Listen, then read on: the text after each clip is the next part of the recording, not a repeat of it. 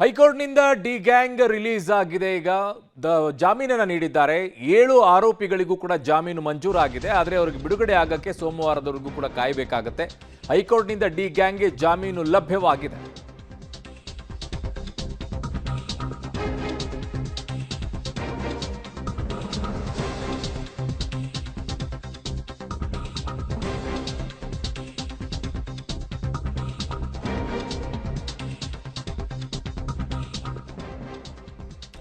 Public ಟಿವಿಯಲ್ಲಿ ಜಾಮೀನು ಆದೇಶದ ಪೂರ್ಣ ವಿವರವನ್ನು ನಿಮ್ಮ ಮುಂದೆ ಇಡ್ತಾ ಇದ್ದೀವಿ. ಜಾಮೀನು ಮಂಜೂರಿಗೆ ಹೈಕೋರ್ಟ್ ಪರಿಗಣಿಸಿದಂತಹ ಅಂಶ ಯಾವುದು?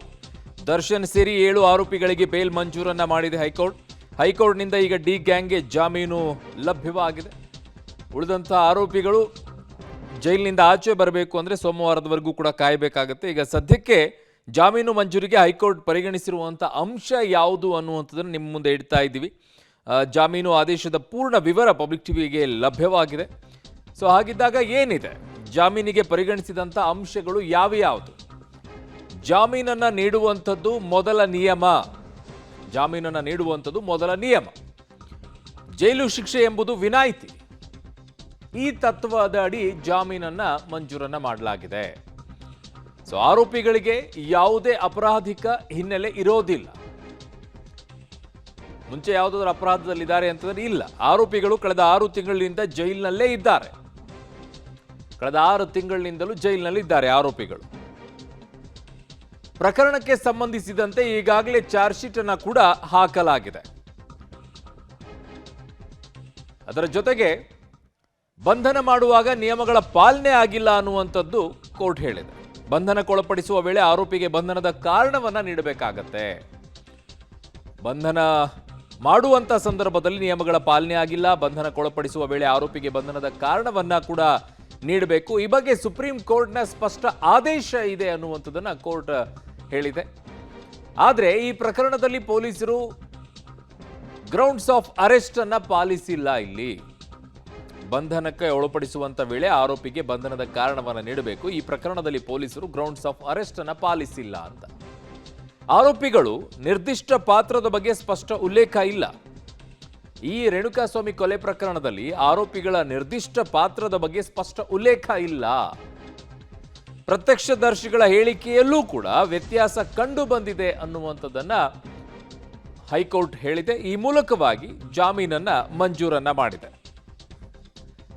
ಯಾವ್ಯಾವ ಅಂಶಗಳ ಆಧಾರದ ಮೇಲ್ಗಡೆಗೆ ಜಾಮೀನು ಮಂಜೂರವನ್ನ ಮಾಡಲಾಗಿದೆ ಅನ್ನುವಂಥ ಅಂಶಗಳೇನಿದೆ, ಸೊ ಜಾಮೀನು ಆದೇಶದ ಪೂರ್ಣ ವಿವರ ಈ ರೀತಿಯಾಗಿದೆ. ನನ್ನ ಸಹೋದ್ಯೋಗಿ ಕ್ರೈಮ್ ಬ್ಯೂರೋ ಹೆಡ್ ಆಗಿರುವಂಥ ಮುರಳೀಧರ್ ನನ್ನ ಸಂಪರ್ಕಕ್ಕೆ ಸಿಗ್ತಾ ಇದ್ದಾರೆ.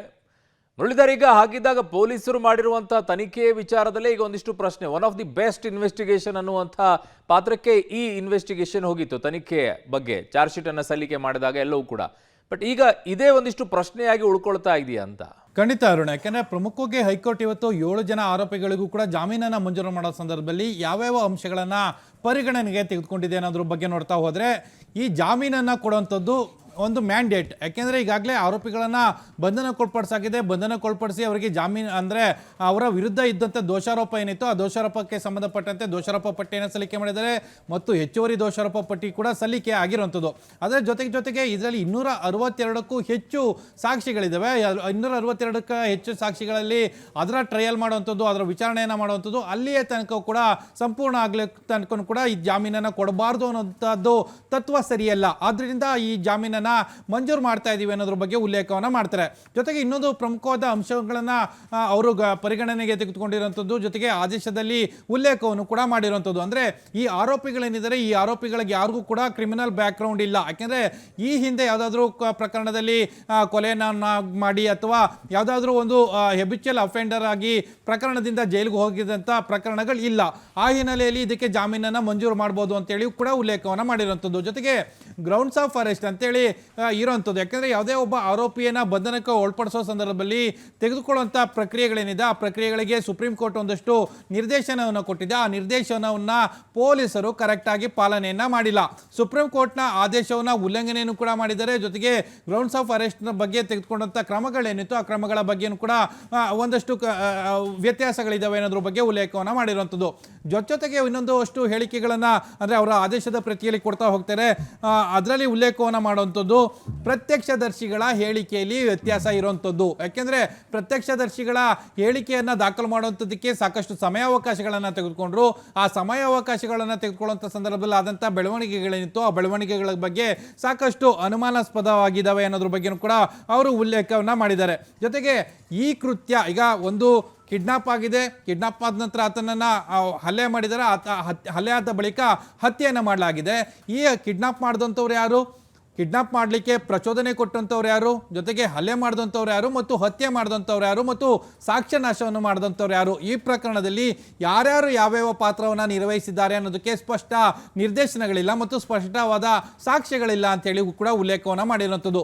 ಈ ಎಲ್ಲ ಅಂಶಗಳನ್ನು ಪರಿಗಣನೆಗೆ ತೆಗೆದುಕೊಂಡು ಇದೆಲ್ಲ ಕೂಡ ಟ್ರಯಲ್ ಕೋರ್ಟ್ನಲ್ಲಿ ಇತ್ಯರ್ಥ ಆಗಬೇಕು. ಯಾಕೆಂದರೆ 262 ಸಾಕ್ಷಿಗಳಿದ್ದಾವೆ, ಅದರಲ್ಲಿ 6 ಜನ ಪ್ರತ್ಯಕ್ಷ ಸಾಕ್ಷಿಗಳಿರುವಂಥದ್ದು. ಜೊತೆಗೆ ಹಲ್ಲೆ ಮಾಡಿದಂಥವ್ರು ಯಾರು, ಕಿಡ್ನಾಪ್ ಮಾಡಿದಂಥವ್ರು ಯಾರು ಮತ್ತು ಹತ್ಯೆಯನ್ನು ಮಾಡಿದಂಥವ್ರು ಮತ್ತು ಸಾಕ್ಷ್ಯವನ್ನು ನಾಶ ಮಾಡಿದಂಥವ್ರು ಯಾರು, ಇದಕ್ಕೆಲ್ಲದಕ್ಕೂ ಕೂಡ ಲೀಡ್ ಮಾಡಿದಂಥವ್ರು ಯಾರು, ಇದೆಲ್ಲದೂ ಕೂಡ ಟ್ರಯಲ್ ಕೋರ್ಟ್ನಲ್ಲಿ ಇತ್ಯರ್ಥ ಆಗಬೇಕಾಗಿರುವಂಥದ್ದು. ಟ್ರಯಲ್ ಕೋರ್ಟ್ನಲ್ಲಿ ಇದೆಲ್ಲ ಇತ್ಯರ್ಥ ಆಗೋ ತನಕ ಕೂಡ ಸಾಕಷ್ಟು ದಿನಗಳ ಕಾಲ ಆಗುವಂಥ ಸಾಧ್ಯತೆಗಳಿರ್ತವೆ. ಆ ಹಿನ್ನೆಲೆಯಲ್ಲಿ ಜಾಮೀನನ್ನು ಮಂಜೂರು ಮಾಡ್ತಾ ಇದ್ದೀವಿ ಅಂತೇಳಿ ತಮ್ಮ ಆದೇಶದ ಪ್ರತಿಯಲ್ಲಿ ಉಲ್ಲೇಖವನ್ನು ಮಾಡಿರುವಂಥದ್ದು.